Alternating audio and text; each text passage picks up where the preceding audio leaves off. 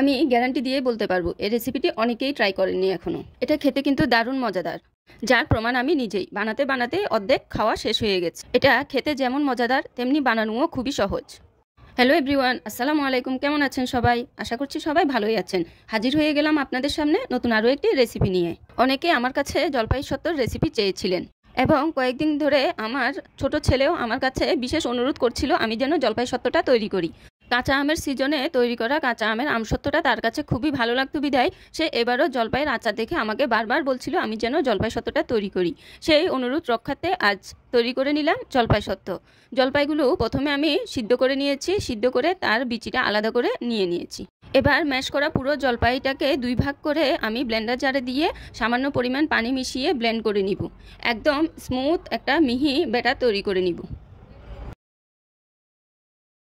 এই যে দেখুন কি সুন্দরভাবে ব্লেন্ড হয়ে গেছে।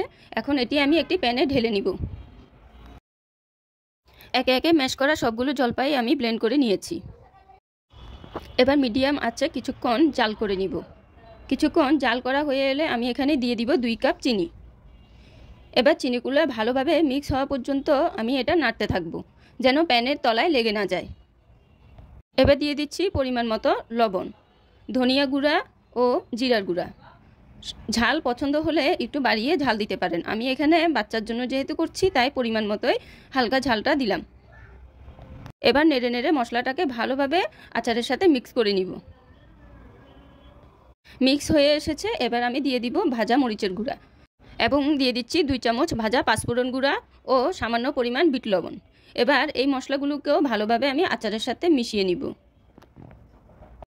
কালারটা সুন্দর আসার জন্য এখন আমি দিয়ে দিব 2 চামচ পরিমাণ ফুড কালার। এবার ফুড কালারটাকে ভালোভাবে নেড়ে নেড়ে আমি আচারের সাথে মিশিয়ে দিব। কালারটা আচারের সাথে পুরোপুরি মিশে গেছে এবং আমার আচারের ব্যাটারটাও প্রায় তৈরি হয়ে গেছে। এখন ঠান্ডা করে নিব। এখন একটি স্টিলের প্লেটে সামান্য পরিমাণ সরিষার তেল হাতে সুন্দর করে মেখে নিব। মেখে আচারের ব্যাটারটা এই প্লেটেই ঢেলে দিব।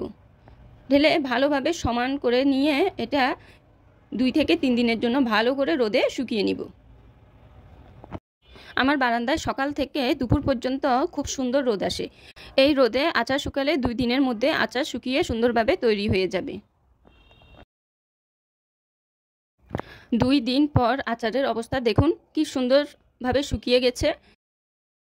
এই যে দেখুন শুকিয়ে যাওয়ার পরে আমার জলপাই সত্ত্বটা রেডি হয়ে গেল।